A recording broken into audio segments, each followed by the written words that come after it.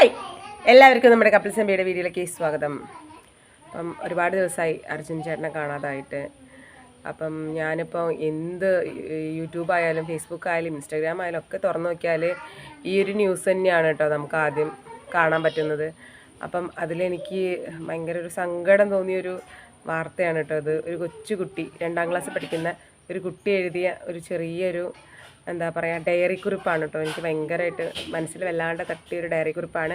ആ ഡയറി കുറിപ്പ് ഞാൻ എന്തായാലും ഇവിടെ കൊടുക്കുക ഗൈസ്. ഓക്കെ, അപ്പോൾ ഗൈസ് ഈ മോൻ്റെ പേര് ഇഷാൻ എന്നാണ്.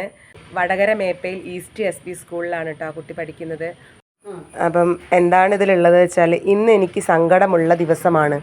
കേരളത്തിൽ നിന്ന് കർണാടകയിലേക്ക് വണ്ടിയുമായി പോയ അർജുൻ മണ്ണിനടിയിൽ കാണാതായി. എൻ്റെ അച്ഛനും ഡ്രൈവറാണ്, ദൈവം കാത്തു രക്ഷിക്കട്ടെ. ഇതായിരുന്നു കേട്ടോ ആ ഡയറിയിലെ ഉള്ളടക്കം. ഇതായിരുന്നു ഗൈസ്.